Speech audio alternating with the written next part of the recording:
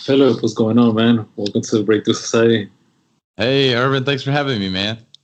Yeah, man, for sure, dude. I know we met for the first time back in when was it? April? Yeah, April 29th, Yeah. 30th for the Million Dollar Mastermind. Oh, yeah, that was awesome getting to meet you in person, to meet a lot of other people we've been seeing online. Really enjoyed that event as well. I'm not sure which I enjoyed more, the event or meeting the people Yeah. that I feel like I've known for years. Yeah. Both were pretty awesome, though. Yeah, dude, like whenever you meet everybody there that, you always talk to online, it's like the reunion with your long lost family or something, right? Yeah. And it's just crazy how we could have such a good connection with so many people that we've never met in person. I don't know about you, but I've never experienced that where it's all these people I met online and I feel so close to them. And then when you meet in Yeah. person, yeah, it's just like family or really long lost friends you hadn't seen in years, Yeah. which was really surprising because you'd think it'd be the opposite, that people you meet in person, when you hadn't seen them in a while, you see them again, that you had that awesome connection versus just online. Yeah, for sure, man. I get that same feeling. But anyways, man, first tell the audience who you are and what do you do right now? So my name is Philip Sessions. I currently work at BMW. I'm actually making a transition at the moment from being a controls engineer there, so automating the process of building the cars in the body shop, to being the leadership and transformation specialist at BMW. So I'm going to make a huge change from engineering to HR. But for those of you that maybe you do follow me on social media, if you don't, it's really not that big of a change because I talk about leadership and mindset all the time on my social media platforms. And I'm starting a coaching business, well, two coaching businesses, one on my own where I'm helping engineers become better leaders, better communicators, and build a stronger mindset. And then I'm doing group coaching with a mutual friend, Trent Bray, which is Yeah. Hustle Habits. My solo coaching is entrepreneurs, and then Hustle Habits with Trent Bray, where we're helping people build better habits.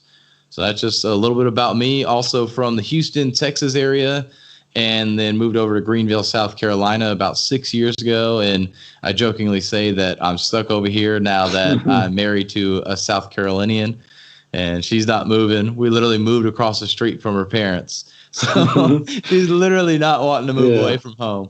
And yeah, so I'm stuck here now, but I love it. So that's a huge change, man. South Carolina and Houston, right? Like Yeah. what sparked that idea of you wanting to move? So I was actually laid off from oil and gas back in 2015.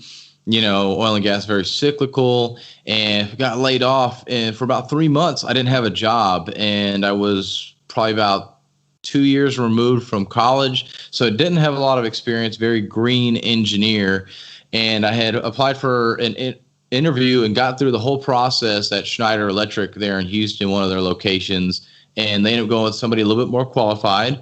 Go figure.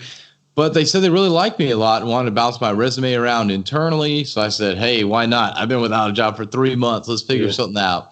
And one came up in Seneca, South Carolina, out near Clemson University, about 15 minutes west of there.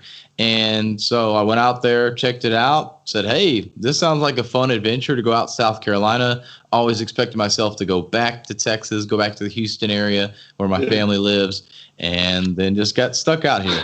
That's pretty much, that job brought me out here, but I've made some bounces around since then to now working at BMW. Yeah, that's nice, dude. That's like I know a lot of people that have traveled for work, Mm-hmm. um, but I mean they eventually just go back, But like I'm from like the deep south part of Texas, so the pay down there and the housing and everything is very cheap. Oh, yeah. So yeah, so everybody leaves to West Texas, Louisiana for the refinery stuff like that, because that's where the big Mm-hmm. money is. But they just eventually come back. Everybody that I know eventually does come back. Yeah. Oh, yeah. I do my fair share of travel too. Not doing as much these days, but it is nice to be in one spot. And I do wish I could come back to Texas, but I do really enjoy it over here. It's nice being close to the mountains, being close to Yeah. non-brown water for the beach. Yeah, dude. So Like it Galveston. is very beautiful over here as well. Yeah, and like, dude, between if you would ask me, you want the mountains or you want a brown beach, brown water beach, man, mountains all the time, dude, Yeah. and all day, every day. Like Yeah, now that's these aren't like the Rockies over here. They're a yeah, lot smaller, but they're still just as well, maybe not just as beautiful, but they're beautiful in their own way as well. Although I do love the Rockies and love going out there to Colorado and Utah as well. yeah, man. But I mean, I would probably stay there too. You know, that's also one reason that I moved to Austin now. You know, I used to Hmm. live in Houston for 2.5 years, but the reason that I moved here to Austin was because of the nature and the hills. And I mean, it's not mountains, right? But it's hills and the lake, and it's just beautiful out here, man. And if you compare Austin to Houston, Houston's just the big ass fucking city. Yeah, man, it's just a concrete jungle there in Houston. So Yeah, yeah, Austin was an awesome move for you, and you did it right at the right time. It seems because everybody's starting to flood in over there too. So you actually maybe you planned that. But yeah, yeah, it was beautiful city over there. I do like Austin a lot. I visited several times. I could never live there though. It's just too liberal for me, especially now being in South Carolina. I mean, you think like Texas is conservative. uh, it's more conservative over here. It's really weird. Like in a different way, though. You yeah. really feel like you're in the South when you're here versus in Texas. Even though you are in the South, you're not like in the South. I don't know how to Yes, explain it, but it's a some different kind of Southern over here for sure versus Texas. But I think yeah, it's because the big melting pot. Everybody just loves Texas, and really Texas is just its own thing too.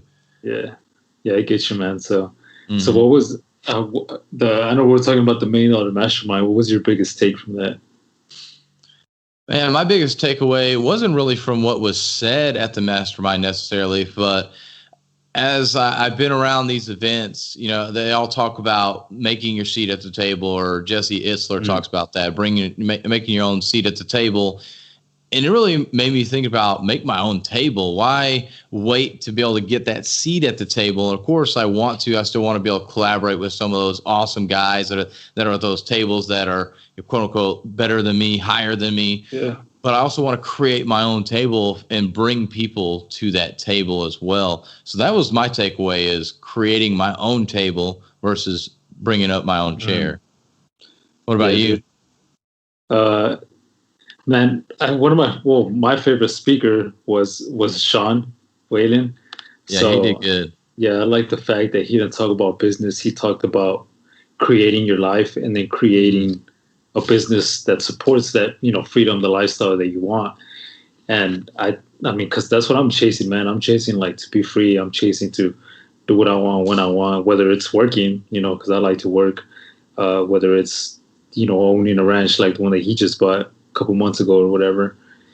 Um, so like that was my biggest takeaway. And another one was that you don't really own a company if you Hmm. can't get away for a month or whatever without your business losing money, you know. Yeah. So Yeah, yeah, so that that was a was a good good one. one too. And I did like how the whole event was really more like spiritual relationship based. It was really a breath of fresh air because it wasn't just, hey, you got to hustle and grind and make that money, right? It was about actually building relationships and building a life that you want to live in instead of just working and grinding. And yeah, you're right about the whole business versus owner of a business. Yeah, are you own your own job or do you actually Yeah, own a business? That's very true and something for me to look forward to as I build my coaching business. I know you're trying to work on that already with your electrical business. yeah, for sure. And I think of that all the time, man. It's just like, man, right now I just got home prior to us starting like 30 Mm-hmm. minutes or so, and I'm just like, fuck, dude, like I haven't even got my second workout done. And you know, Mm. just so overwhelmed with all this projects going on. And it's like, dude, I can't wait to scale and grow and just bring more guys in, right, to just Yeah. delegate more shit. Well, it'll happen, man, and that's the thing. The things we have to go through right now Yeah, actually prepare us for what's to come. I was actually did a video on this, and we always hear that question of like, these famous people, what would you tell your 20-year-old self, right? What would you tell them? To me, if I got the information, say when I'm successful and I'm 40 years old, and I pass that down to my 20-year-old self, that information that will just set me off to be a millionaire right then and there, it's like winning the lottery. My mind is not prepared for all those hardships. But because of having those hardships and those hard times over those 20 years, those 2 decades, I'm ready for the good times. I'm prepared mentally for that. Whereas if you got that information, you got the, I guess, knowledge lottery, so to say, you're really not prepared for it, and you really just squander it like somebody who wins the actual lottery. I think us having to go through these hard times right now is preparing us for the harder times, but also preparing us for whenever somebody takes over and they start hitting those hard times, we can actually tell them, hey, this is what you need to do, instead of, well, I learned it, but I don't really have the life experience behind it. Yeah, dude, we had to take those hits early on. Yeah. Right. That way. Yeah, I'm not gonna say shit is gonna get easy later on, but it'll get easier because you already went through these hard times in the beginning. That's what I think about a lot. Yeah. And exactly, man. And then you just teach the next person that you bring in, is you've already been through those hardships, and you can help them get through it that much quicker. That's what's great about having mentorship and being in these groups like we are. We get to learn from these guys and apply that knowledge that they teach us without having to go through all of that hardship. Some of it you're just going to have to do no matter what, but some of it we can circumvent because we learn from them. Yeah, and so like now that you're saying this, I was thinking like how you were saying earlier, where one of the businesses that you're creating is to help engineers. Mm-hmm. So since I mean you're obviously teaching them shit and coaching them through shit that you already went through, right? So like what exactly are you like helping them? Because you're talking to a friend of mine, right? Or you're helping a friend of mine. Yeah, we've talked a little bit. He's still trying to get through some stuff, but yeah, I've tried to help him a little bit there. But yeah, he's been also really busy with work, so I haven't really talked too much.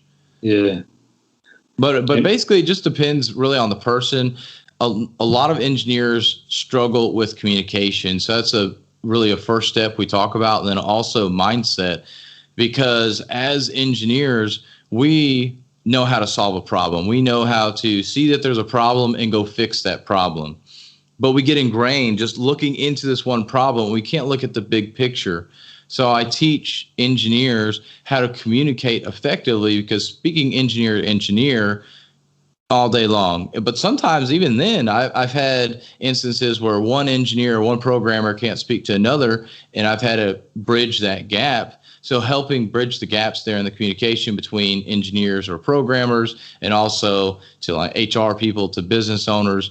But then the broad spectrum too, because as engineers, they're so smart and they have all these products that they could bring to market, but they can't, because they can't communicate and they can't look at the bigger picture. So I'm helping them see that bigger picture and to be able to lead themselves and eventually employees into that workforce, because that's a big part of creating the business, is being able to lead others by example and through actions and whatever else is needed within each individual business. So that's what I do, is really help teach leadership skills, fortify their mindset, because we know with entrepreneurship, you get a lot of no's, a lot of things that you don't want to do and you still have to do. And so teaching them that, and then teaching them how to communicate and think of the bigger picture. So like a main problem they have is they just like stick to their, like they're just like in like just focused on what they're doing like day to day, and they don't, that's all they do pretty much. Yeah. Engineers are very good problem solvers. So if you give them a problem, they can go solve that. But if you ask them to take a look at the grand picture of a project, they have a really hard time doing that, and they have a hard time thinking about everything as a whole. So for them, it's a lot easier for them just to stick in their comfort zone and just focus on one problem at a time. And I've worked on projects with people where I've had to lead the project, being a contractor coming in. This was prior to BMW. because some of their programmers, they could only focus on one problem at a time. And they couldn't think about, hey, we have all these other things going on. We have deadlines. We need to work with the customer, talk with them, figure out what's next, what's coming down the road. All they could focus on was that one thing. So I had to lead the project because these programmers could only focus on the one thing. Mm. Which is a bad thing. Like, and as being a business owner, trying to run your electrical jobs, you've got multiple jobs. You can't focus on one job because you've got several at one time. And so you have to be able to bounce between job and to job. And some of these engineers, they do have separate projects that they work on, but a lot of times they get stuck and ingrained in one project, and then they let the other ones go by the wayside. And so that's what I'm trying to help them understand, is that, hey, there's more than this one problem to solve, and you can solve that problem while still looking at the bigger picture. So that's like also kind of the problem that is going around in the trades, where, well, mainly like these smaller companies, like the technicians, like that's all they do is just like their craft, right? Like they fix whatever electrical problem they're going to fix, or they go and install whatever they got to install, and that's it. Like they can't talk to the homeowners, they can't talk to the contractors. So that's when the business owner or the one that's in charge, that's when they come in and they have to communicate with the homeowner or the contractor, and they have to lead everybody else, because all these technicians, like, they don't, and it's like they don't know how to do it, and it's like they don't want to either. So there's a little bit of both of that. I could see that with the trades. It's like you go in there, and sometimes it's a matter of not being able to explain what you did. Somebody will ask, hey, well, what exactly was the problem with my light switch, right? Because it kept tripping the breaker or something. And so, like, oh, well, I fixed it. Okay, well, what did you do? And it's like, well, if it was actually hitting a ground wire, the ground was loose, and that's what kept tripping the breaker. But they can't explain that. And of course, the customer might not understand that completely, but being able to explain that, and then also looking at the big picture as well, it might be more than the light switch. You need to look at all of the wiring, and then you can almost upsell the customer. And it's like, hey, I noticed while fixing this problem, I noticed this. Is this something you would like us to look at? I noticed some of this wiring is faulty. Would you like us to take a look at that? But some technicians as well just want to stay and I fix the problem, go on to the next thing, and try to look instead of looking at the bigger picture and saying, hey, there's more here we can do. Yeah, dude, like they just want to get out of there.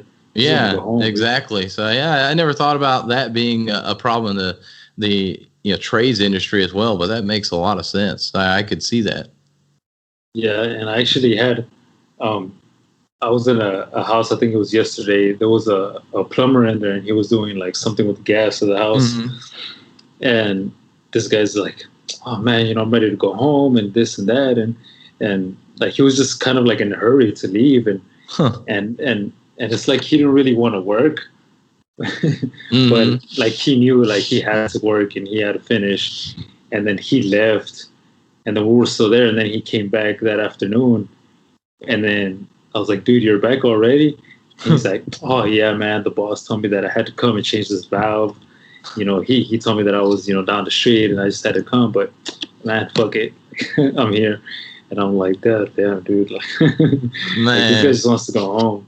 That's crazy. And then, some of them just want to get paid those hours. But then that's kind of crazy too, because you'd think he'd want to keep working because he's getting paid by the hour, but maybe he's not. Maybe it's by the job. But it is interesting to see how different people's work ethics are. Yeah, and when you were saying like lack of communication, like I just remember too, the day before that, he was supposed to fix it, but I believe he needed help to like turn on the valve and check the pressure and all this shit. And he told me, he's like, oh man, I had to tell the homeowner that, that I'm going to be back tomorrow, that I can't fix it. He's like, oh, fuck. Fuck it. And he just left. He didn't even tell the guy anything. And I was like, okay. I was like, what the fuck? And he just like took off, dude. And I told my guy, I was like, bro, like this guy just left. Like he didn't even tell the guy anything. And then like 5 minutes later, dude, the homeowner comes out of his room and he's like, "Is the gas fixed?" He's like, "Did the plumber leave?" And I was like, "Yeah, he just left like 5 minutes ago." And he's like, "Oh man." He's like, "Well, I'll talk to the project manager." And I'm like, "Shit, dude." It's like Man. that lack of communication, dude, is like shit. Yeah, yeah, I need to have that communication. That's something for the trades too. They need to look at communication skills because that's an important thing. And I know there's several different business owners that actually have their employees that are in the trades that actually have them dress up and look a little nicer when they engage with the customers because I mean, you can get really dirty, especially depending on the job, and look really sloppy. But when you come in and look presentable, it just makes your customer service that much better. Plus, having the technician be able to communicate Oh properly as yeah. well. So it really just helps your customer service. And then I mean, as you know, if your customer service is really well, if you happen to be running behind or something goes on, emergency comes up, you can talk with them and let them know, like, hey, this was going on. And a lot of times they're pretty forgiving, unless they also have some kind of emergency. But that's what communication does, and yeah, it's super important. I don't know why people don't focus on that more. I guess it's just being scared. Yeah, yeah, and I guess like they weren't taught that too, So that's when you Mm-hmm. come in and you teach them like, yo, you got to do this shit too because you can't just work and just focus on this like small part of a bigger picture, Mm-hmm. right? Like that's when guys like you come in and coach them, where they have to step back and communicate and see everything that's going on around them too. Yeah, exactly. And a big thing with that communication, just giving small updates. You don't have to sit here and tell them exactly what you did, how many hours you worked on Yeah, this, or maybe it was minutes, maybe it didn't really take that long. But just tell them, hey, I worked on this valve. I'm having an issue getting it to open and close, whatever may have went on with it, or I need to go get some more pipe because I ran out. I'm going to go back and I'll be back tomorrow. Hey, there you go. You give them a little update. Took you no more than 10 or 15 seconds, and you're on your way. And they're like, okay, thank you for letting me know. As simple as that. I mean, if worst the case to get pissed off at you, well, it is what it is at this point. I mean, obviously, you don't want to say that, yeah, but you let them know and said, I mean, you just have to try and handle however they decide to react. But most people, I would think, would be pretty positive, pretty, not get mad at you about anything. But you never know. People are different. yeah, yeah, dude. And more like the more that I talk to, guys like you or guys like in Arte Apex, like all these entrepreneurs, like Hmm. the more I realize that there's a lag in not just the service or the construction industry that I'm in, right? But Hmm. like any industry, right? Like you go to the store, you go to a restaurant, you go to a hotel, like Yep. you see employees, whatever kind of employees that they are, that they lack something, and you like you can notice it, and you're just like, dude, like you're Yeah. you're so like not fully focused on what you're doing. It's this, man. It's your phone. The phone is what gets in the way. So many people know how to talk, well, somewhat over Yeah, text message. Nobody wants to get on the phone and talk anymore. Nobody knows how to actually have that human to human communication or even on the cell phone itself talking. So many people just want to text you. And so many things get lost in communication there. And technology, phones are amazing things, but because of that, it's made people lazy. They would rather just text you something real quick and then move on because we're also about immediate gratification and we're also very lack of attention. We don't have no uh, attention spans anymore.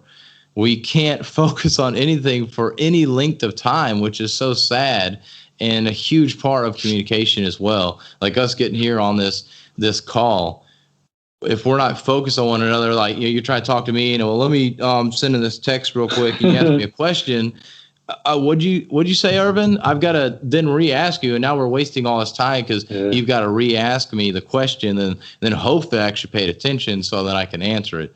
So yeah, communication is a lost art. So really, if you learn how to communicate, you're probably better than 90% of people out there. So, I mean, that's a good tip for you if you're for trying to sure. start your Yeah, own business or you're trying to get a job somewhere or whatever you're trying to do. If you can communicate, You're going to be 90% better than everybody else. You're going to be leaps and bounds ahead of the competition. Yeah, dude. And that's like if you're good at communication, you practice that communication, like you just meet more people, and if you meet more people, you can ultimately do more business like that. And Yeah. that communication is huge, man. When you were saying that right now, I actually thought about like there's this show, I don't know if you heard of it, that I've been watching. It's Undercover Billionaire.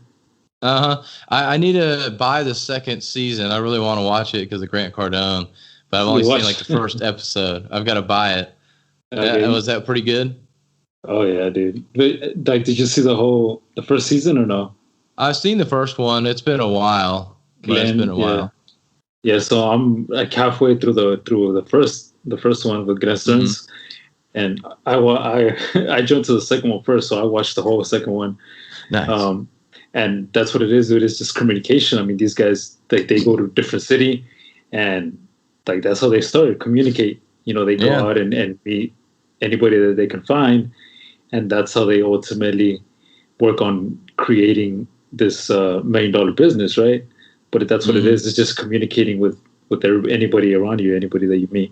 Yep. Yep. I That's think the huge. highest paid profession right now per hour is public speaking, No shit. communication. Yeah. And what like people are making $100,000 a year. Andy and Ed Milet, Andy Oh Frisella, yeah. Ed Milet, they're making like $100,000, not a year, a speaking engagement, 45 minutes to an hour, getting paid $100,000. Now these are like extreme examples, but a lot of people make $5,000 or $10,000 in a single hour from a speaking engagement. I mean, that's crazy. That's Yeah. crazy to think, Yeah, but dude. it's communication. Clearly, it's important for people to have, and people need to learn that more. And so, for people that try to learn communication, one way is get on calls like this, talking with people, get on phone calls. You can do videos on social media. You're already there, so why not just shoot a quick video, do a story if you don't want to stay in there a long time. But as far as a more formal way, I would suggest Toastmasters is very cheap to do that, to go through Toastmasters. So toastmastersinternational.org. There's tons of clubs that are all over the world. You can get into one of those and get involved in that community, that club, and learn how to do public speaking. Learn how to communicate. And like I said, you're going to be way farther ahead if you do those things. Yeah. Dude, I actually looked into that, but whenever because they do every like Tuesday here in Austin or whatever, Mm-hmm. but it was through Zoom, Mm-hmm. and I went on one of the calls and I was just listening, and I don't know, like the way they were like acting on there. It was like a competition or something, and they were acting, and there was like three people, and they each like created a script, and they just acted in like a different personality, and it was just like a complete script, Huh. and then and then Interesting. and then after they're done, they just shut up, and then the judge or the teacher or whatever is like, okay, well, thank you, and everybody just starts like clapping, or I don't know, dude. It was so weird. Yeah, that's a little different. We've done that is usually you have like an impromptu part. So it's like your table topics. And one time, I don't know if you watched the comedy show Whose Line Is It Anyway? But No. basically you get a word and only like one person knows like the word or category. And then based on how that one person reacts, the other people have to start interacting with that. So say I know that like I'm trying to buy a car, but I crashed this car, the other car that I went and did a test drive on from your car lot, but you don't know what my scenario is and what I'm trying to do. So I'm acting out this scenario and you're just trying to react to that. So that kind of sounds what that is. But a lot of times it's like just a random question. And then you have like 1 to 2 minutes to answer that. So impromptu question there. And then there's prepared speeches, usually 3 a night. So about 5 to 7 minutes. And so you prepare a speech ahead of time and then you get evaluated on that speech in the end, which the evaluation is about 2 to 3 minutes, which helps you with effective listening. Right, guys. Another thing we don't know how to do is listen effectively either. So it's a great way to learn and push yourself to become better at communicating and listening effectively. And there's other roles, so you can learn a little about leadership as well. So the one you were talking about, where like, yeah, thank you for speaking or whatever. That's probably the Toastmaster of the day. So they run the meeting, so you get to learn a lot about being a leader as well. So it's a great way, and I think it's like $120 a year tops. You pay like biannually, and so it's really cheap for a lot of good content that you can learn from it. So I would check out another club if you have that experience and you didn't really like it, or go back and check it out again. But you can try different clubs, and different clubs do different things. I know one of the guys in my current club, he's actually joining a second one, or probably a third one for him, and it's actually humorous only. So they're only going to do funny speeches in that club. Just whatever floats your boat, right? But just trying to push yourself in different ways. Yeah, because I guess like everybody has their own ways of doing things, and I was listening to it for a good 30 minutes at least. But I don't know, man, like I just felt like it wasn't my kind of thing, Yeah. What is more challenging on Zoom as well? We've been having that trouble when we were online. Now we're hybrid and still kind of weird.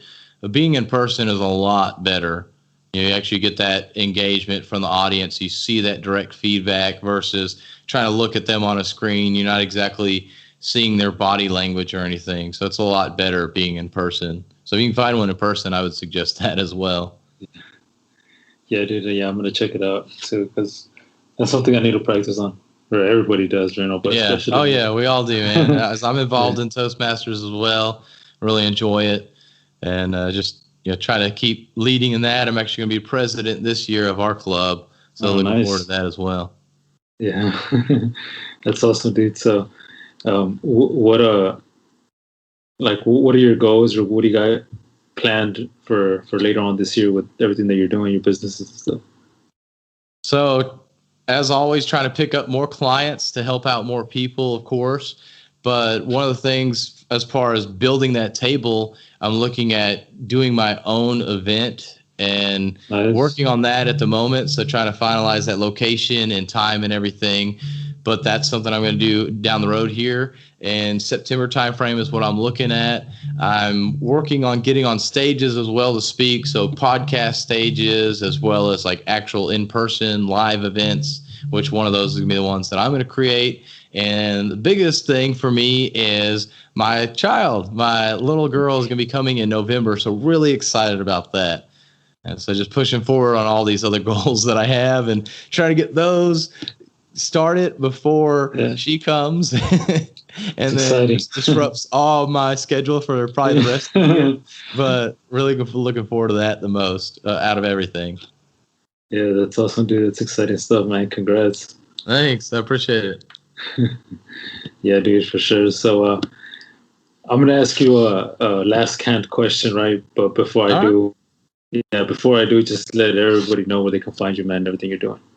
Yeah, best place to find me is on Instagram or Facebook at Philip Sessions. That's with one L. You'll probably find me, or you can listen to my podcast as well, which is Entrepreneurs.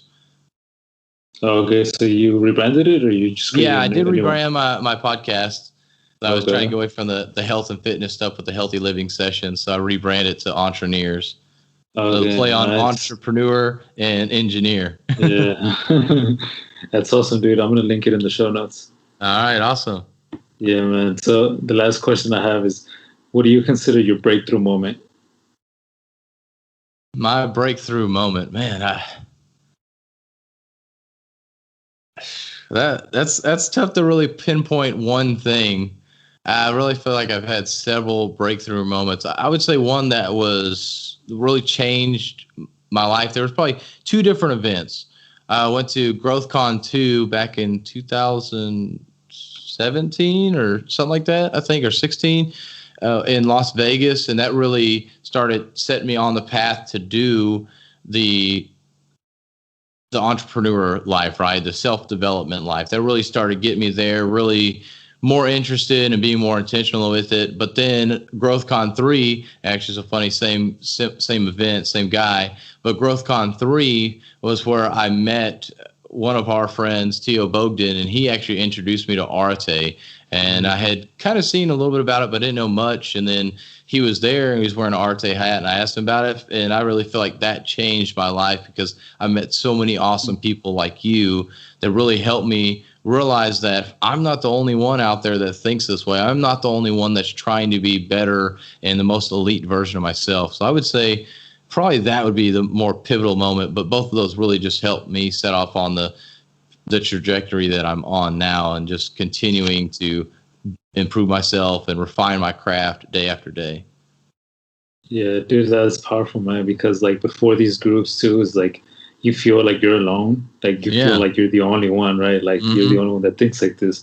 Then you get around other like-minded individuals, and you're like, holy shit, dude, these are the right people. Yeah. Well, and then you get around all these people, and you're like, well, I'm nothing, man. I'm not doing anything. I haven't been on this path at all compared to these people. So it's just crazy, but it's an awesome environment to be around.